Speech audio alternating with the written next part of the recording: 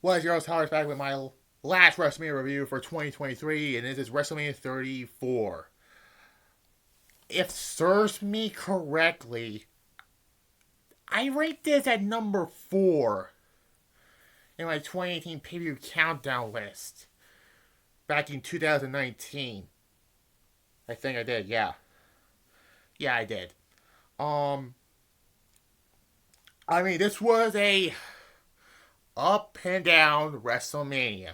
But at the same time, it was actually not that bad of a WrestleMania, except for that last hour, because keep in mind, 2 years later, pandemic, they had to do it 2 nights, which is still happening now. Um, and yeah, now tomorrow, I want to do my W2K23 review tomorrow to get that out of the way, so I can move on to continue my 2010 review. So now Tuesday will be the Bad Guys movie review. So there's that. Um, anyways, like I mentioned before, 2018 was actually a crazy year. Let's just be honest here. But there were some good. Let's just be honest here. You know. But let's get on to this show. Like Royal Rumble was great. SummerSlam was great. Also, the show was not bad. But again, there was some bad like Survivor Series, the Saudi shit, which is the year we begun the Saudi shit. Do not ask me to review the Saudi shit. Don't let me do it, please. I mean, no, I'm not going to, but there's that. Fuck Saudi Arabia. Um.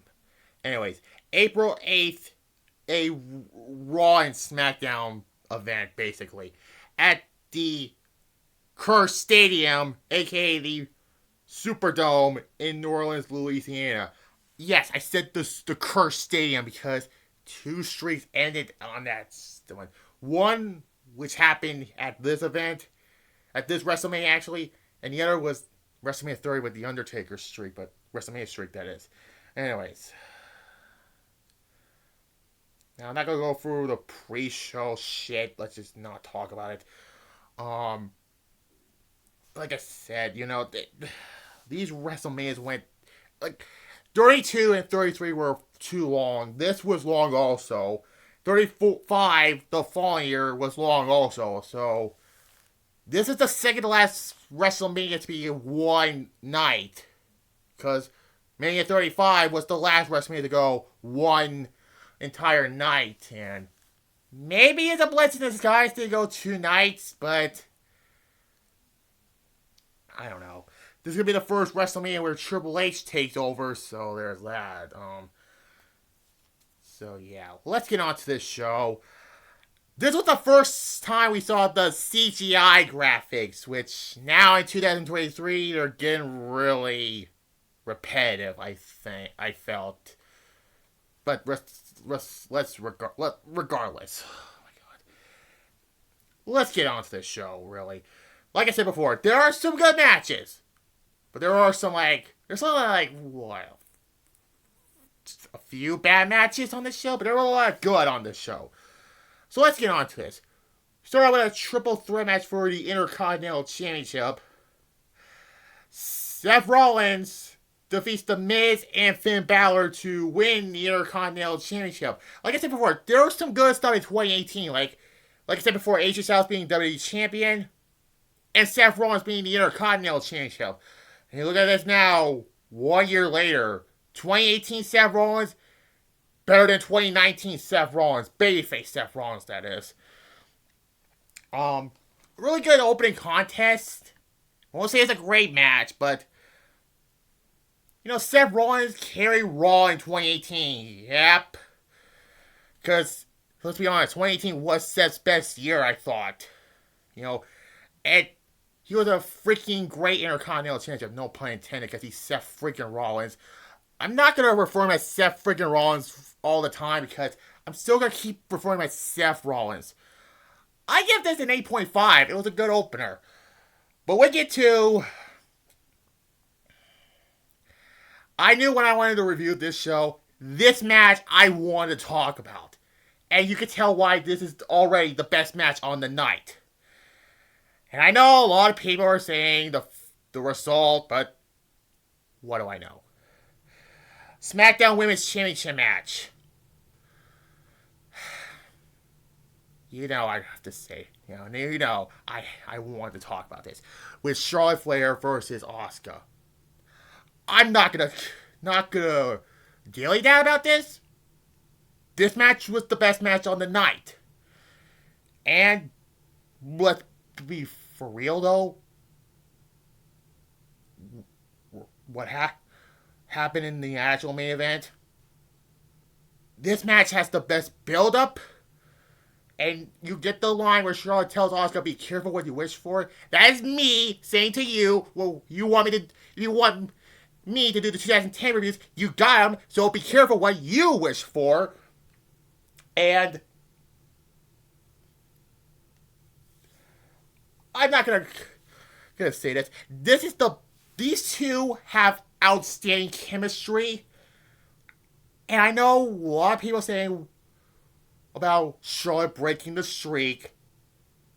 To me, controversial choice. I think Charlotte was the right person to break Asuka's streak. Yeah, I said it. Hate me all you want, but I don't care. There was great psychology. Charlotte had her arm or shoulder got hurt during this match, and Asuka points at it so she knows she sees a target. Oh my gosh, Charlotte did a freaking Spanish fly, which was really cool in the match. There were 2 times where Asuka tried to push Charlotte in the Asuka line, but it didn't really. What am I trying to say? It gets reversed, basically. But I don't care what people said about the wrong person winning. I think Charlotte winning was not the worst decision ever. Because let's be honest here. Charlotte is the biggest name in the women's division. So there's that. I mean, there was great chemistry. They have amazing chemistry together. I'm gonna say this. This is the best match the best women's match, one-on-one women's match in WrestleMania history. I'm gonna get this. This felt like, like it actually should be the main event, but whatever. It was the second match, but I have to give it a 10, basically. Yes, I give it a 10 because of it. Yeah, we'll talk about John Cena later during this show. Well, unfortunately, this next match has to cool down the crowd for the United States Championship, the Fatal 4-Way match. Jinder Mahal defeats Randy Orton. I honestly forgot Randy Orton was the United States Championship. When I went back to the show, I was like, wait, Randy Orton was the United States Championship? Yeah. 5 years ago, I honestly forgot Randy Orton was the United States Championship. Completely forgettable run. Bobby Roode and Rusev to win the United States Championship. So, man, the United States Championship was really not in a good position in 2018. It went from vacated to Bobby Roode, which I honestly thought he was the United States title, to Randy Orton, to Jinder Mahal, to... By the way, he didn't hold that long. The match was not that great, honestly. I give it a 3.5. It was a sloppy-ass 4-way match. To Jeff Hardy, the 2 weeks after this, to Nakamura, and then to Rusev. God, the title changed hands 6 times in 2018. Not as much as the WCW title was in 2000, but let's be honest here. Match was not that good, honestly. It was like one of the bad matches on the show, like I mentioned before.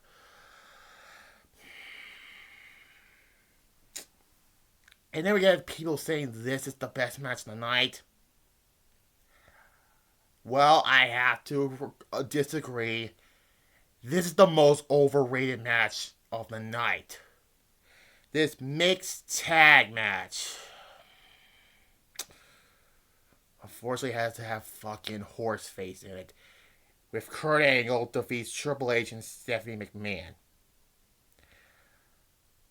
I'm sorry to hate on you, but This match was overrated. And not good either. This was Kurt Angle's first WrestleMania match in 12 years. The last one was WrestleMania 22. You can go back to that.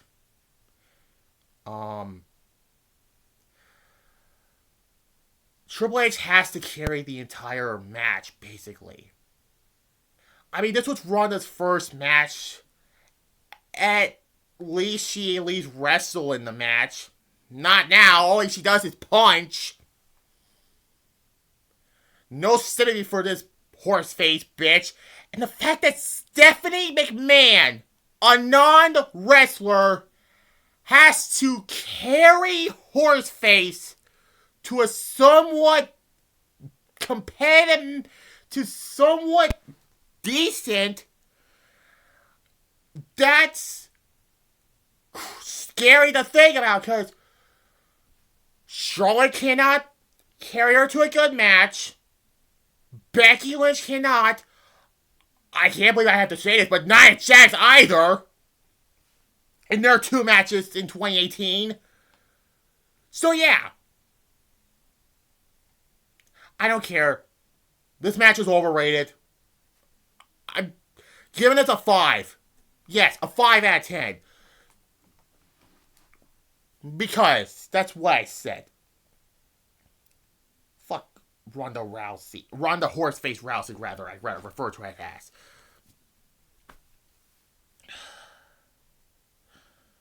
Anyways. I don't want to scream. I don't want to, go nuts on this because, again, 3 days ago, I'm still recovering from that doctor thing from 3 days ago, so I'm just gonna, whatever. And then we get the triple threat match for the SmackDown Tag Team Championships. The Bludgeon Brothers of the late Harper and Rowan defeats the Usos and the New Day of Big E and Xavier Wood, Kofi Kingston, my bad. Whatever. Boy, look at that last WrestleMania 33. They were the hosts. Here, they got squashed with the Usos to the Bludgeon Brothers. I mean, it was okay for, how long was the match? 5 minutes. It was okay for 5 minutes. It was better than the 4-way match for the U.S. title. I give it a 6. It was okay. Now, during the show, John Cena in the first matches was in the crowd.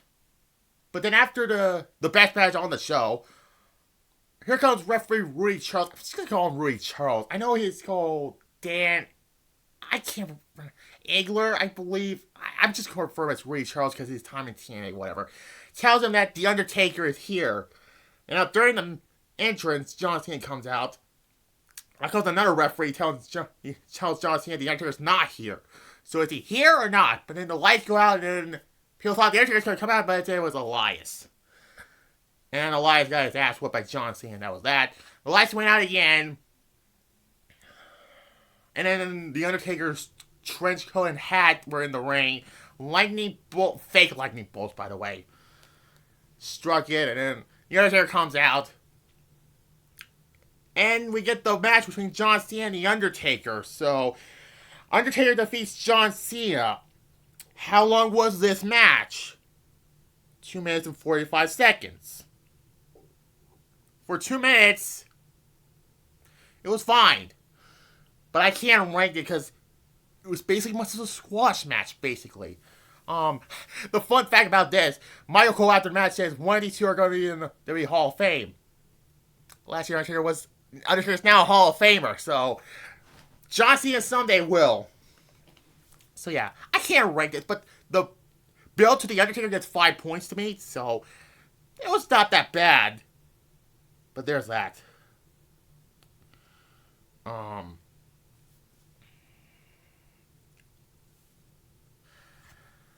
Anyways, now here's a stipulation in this next match.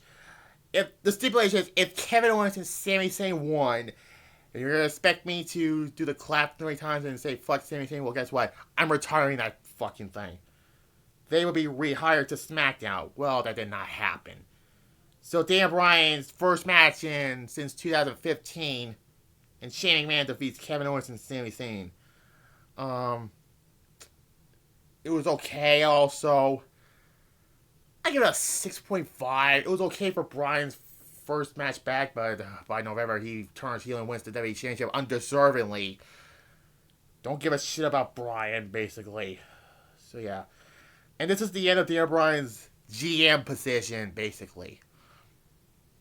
Because after he became a full-time wrestler again. Well, he wasn't around he was only around since 2018 to 2021. And then he went to that pissant AEW, basically.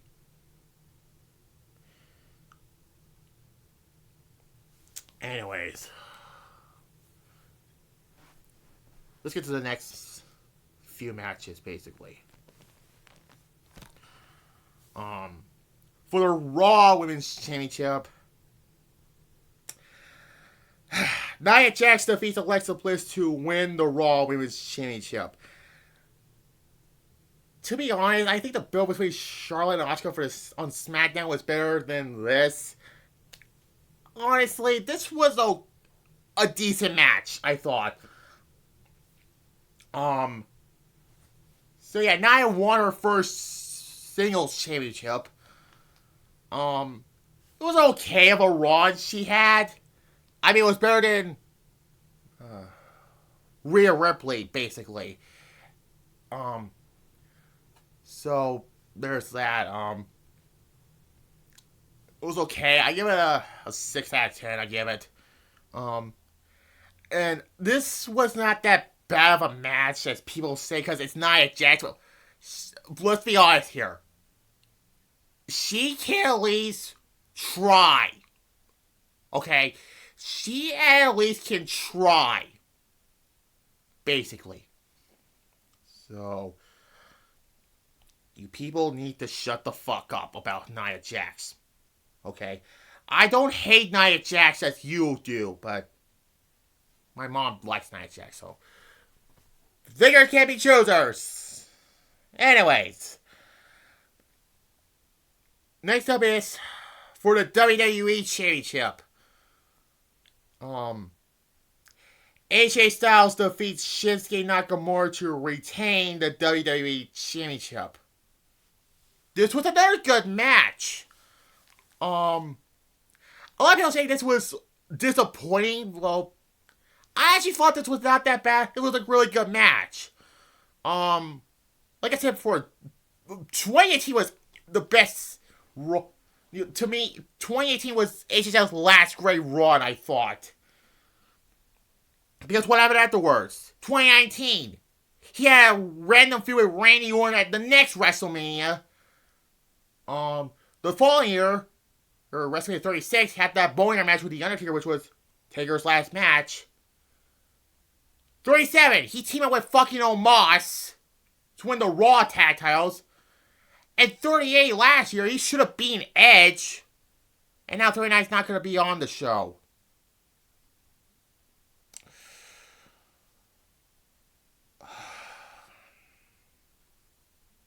I give it a 9 out of 10, basically. The second best match on this show is this. The Intercontinental Championship is third best. This is second. The best is the Charlotte and Asuka. Let's just be honest here. Unfortunately, this was a disappointing feud because they kept hitting each other in the Family Jewels. This is the Shinsuke heel turn. Shinsuke did not recover from this heel run. Hopefully he comes back because we're in the Triple H era. I will repeat again, the Triple H era.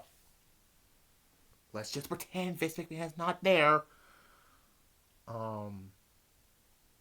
Let's be honest here. But yeah. Okay, then we get this weird Raw Tag Team Championship match. Now, the Bar is set to defend, that's Sheamus and Cesaro, by the way, are set to defend against Big Boy Braun and his mystery partner, whoever it be. And he says it's either one of you, but basically he goes into the crowd and he picks out a 10-year-old kid, which was Nicholas, who is referee John Cone's son, by the way. So they defeat the Bar to win the Raw Tag Team Championships. For the quotation marks, because the next night on Raw, they just relinquished the tag team titles. I mean, this was just more like a handicap match, basically. A 2? That's what I gave it? 2? It was actually bad, but it wasn't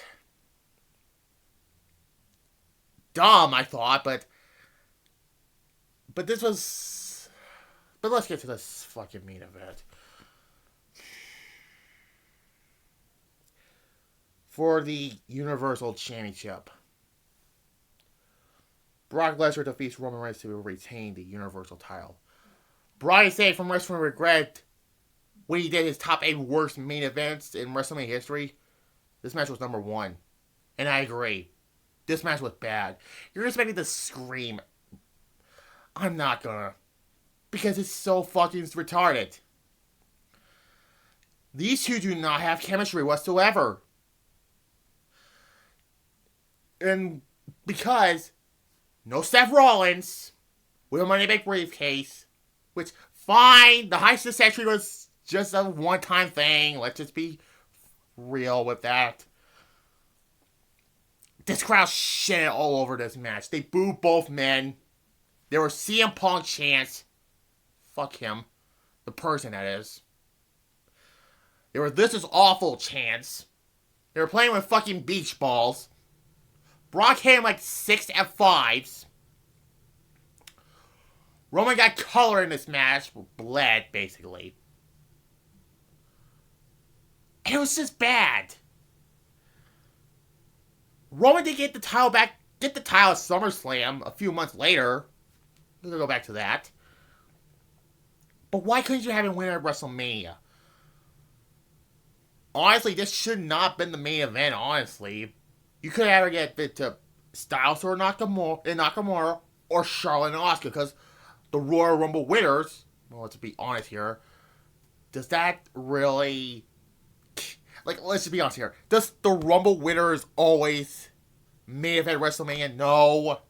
But I felt this should have happened here.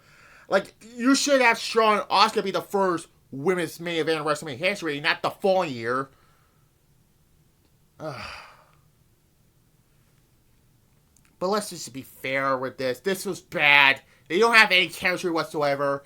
Maybe it was just their WrestleMania 31 match was good, but maybe it was because of Seth Rollins' cash-in. And this is the never-ending saga with Brock Lesnar and Roman Reigns. People thought John Cena and Randy Orton was a never-ending feud. This is the most never-ending feud in WWE history. Brock Lesnar and Roman Reigns. If I rank this is a 0 out of 10, by the way. This was shit. And I'm not gonna I just sit here and laugh. The best thing I will sit through this was speeding the match to 1.5. Because I don't want to sit through this disastrous match. Mainly because this is 2018 Roman Reigns, not today's Roman Reigns. Brock Lesnar was a lazy bastard at this point. Now look at him now. He looks like a hillbilly. He wears a cowboy hat. And he's gonna have a shitty match with Omos. Look at Roman Reigns now. He's gonna face Cody Rhodes. Yeah, time flies. Time flies. 5 years. Regardless, this was a bad main event. The fans shitted all over it. And this was one of the worst things about 2018. This Roman Reigns, Brock Lesnar feud. But regardless, this was a good WrestleMania. Better than 33 and 35. But not on the level of WrestleMania 20, I thought. Because, like I mentioned before, WrestleMania 20, like I said this how many times. WrestleMania 20 to me was the last great WrestleMania. Mainly because of the SmackDown Women's Championship match and the WWE Championship match. I'm giving it a 7.1 out of 10. Yeah, I rank this number 4. But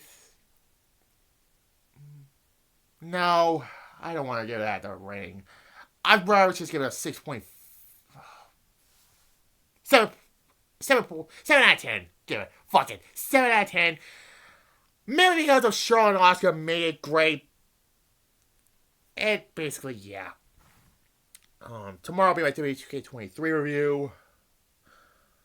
And, actually, I'll just give it the ring. I give it 7.1 out of 10, actually. So tomorrow will be my WWE 2K23 review. And Monday will be my Raw review live. Tuesday, the Bad Guys review also.